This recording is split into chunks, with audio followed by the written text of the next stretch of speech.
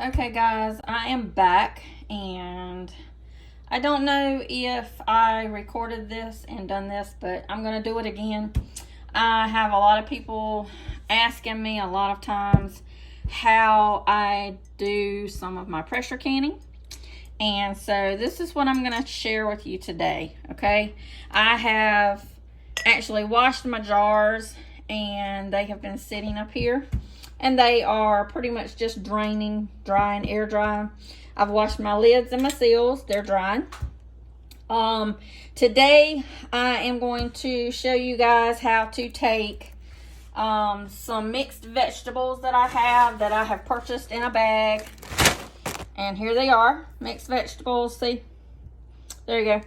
Mixed vegetables. And this is a 2-pound bag of mixed vegetables that I'm going to take, and I'm going to be canning today.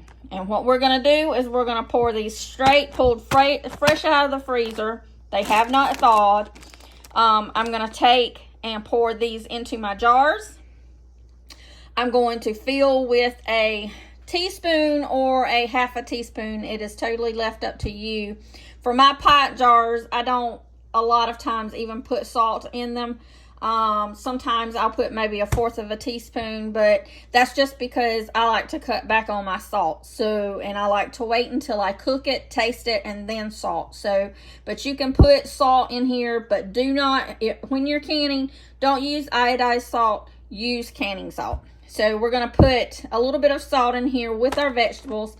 And then we're going to put these vegetables and bring to a little bit of liquid. You can use chicken broth. You can use bone broth, vegetable broth, whatever you have on hand. Or you can just use some filtered water. Or for me, I actually boil my tap water, and I have it waiting on hand later on for me to use for this particular purpose.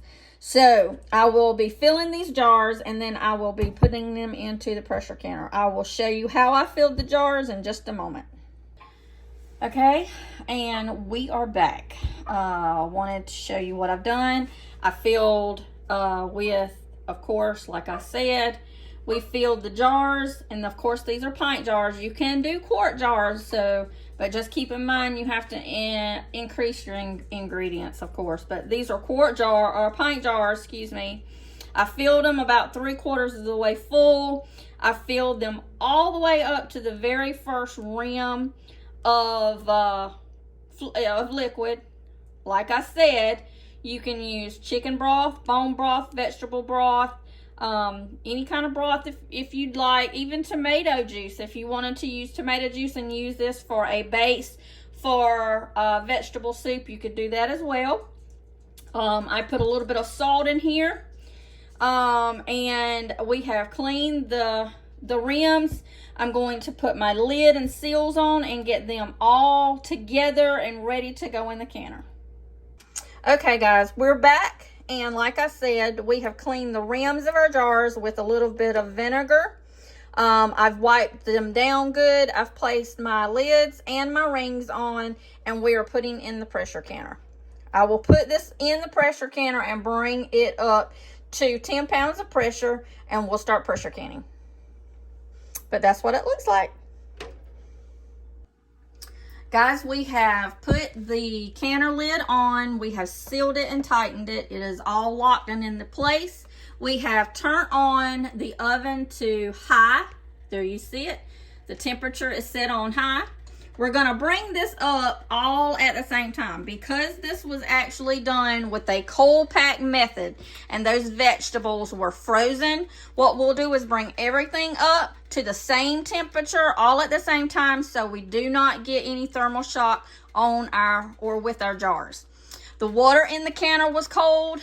The contents were cold. So now we're raising the temperature up in the canner with the vegetables and the jars all at the same time. We'll let it come up. We'll let it start to vent, and I'll show you that shortly. Okay, I am back, and this is what I was talking about with the weight.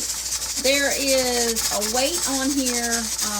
This ring is 5, and then there's another weight on the bottom that's 5, which equals 10 pounds of weighted pressure.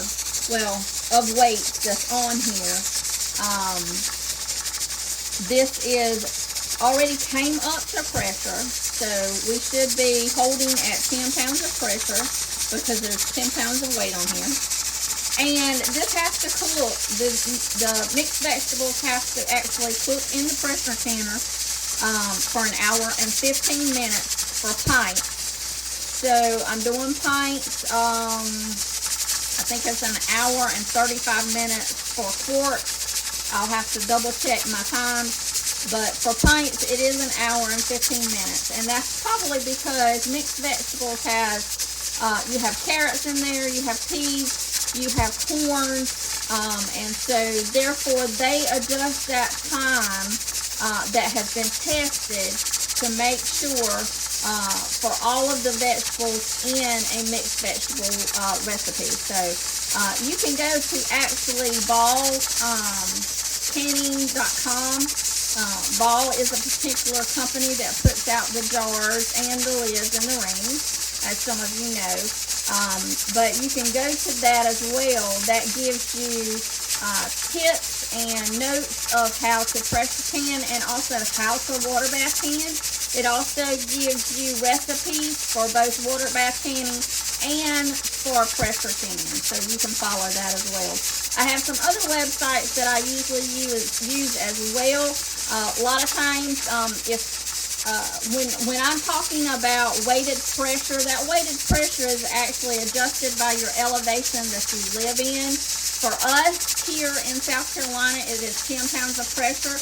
But all you have to do is Google that on the web, on any kind of search engine. You can type in what is my elevation level, and it will tell you. So then you just need to go by your elevation level as to what pounds of pressure that you need to can at in your area. We're going to let this continue cooking, and we will be back shortly to take it out the canner. Hey guys, I am back. I have just taken my jars out of the canner. They are cooling. I do want to show you this though, not my ugly lemons that I hadn't been able to can or nothing. But anyway, this is what they look like. Okay, so I just wanted to show you that and what they look like. And now they will sit here on my counter for, or technically my freezer. But you get the point. At this point, they're going to cool for 24 hours. You always want to let your jars, after you've pressure canned anything, cool for 24 hours. And then you want to check and make sure each and every little seal is all down. And see, all of them are already popped. They'll do that little ping noise, which all of us canners love to hear. So just wanted to show you all of that. Tomorrow morning, I will wash and clean them up. And then I will label them and put them on my shelf. This is good for soups, stews. If you want to just drain the vegetables, you could drain the vegetables and just heat them up and do that as well. I like having the broth in with my vegetables just in case I do want to make them with soups and stews. It adds flavor, and it also helps when you are cooking them in soups and stews. So, but that's just me. You know, for those that are beginners, you'll find your happy medium and your happy way of canning. You know, everybody's needs in their families are different. Mine, I do it for convenience mostly and to help save money. I mean, it really does help us save money. It helps us be prepared too if something was to happen and, you know, things would get crazy again like we had in COVID in 2020. So, you know, with that in mind, I've always tried to plan, prepare, and preserve. And that's what I'm trying to do. Not to mention be real conservative and watch what we spend. I mean, the less waste you have, the less you have to spend on groceries. And that's just how I see it. So, but that's just my opinion. Everybody else has their opinions, but I wanted you to see the end result of the mixed vegetables. You could pack these a little bit tighter. You could fill them up completely, then fill them with your liquid and can them that way. I chose not to because there's only 2 people in our household now. So, you know, for us, this just works. So, and for me and my cooking, it works. So I hope this helps somebody, and I hope that you have as much fun as I do when pressure canning or water bath canning, and you enjoy what you're doing. Good luck, guys.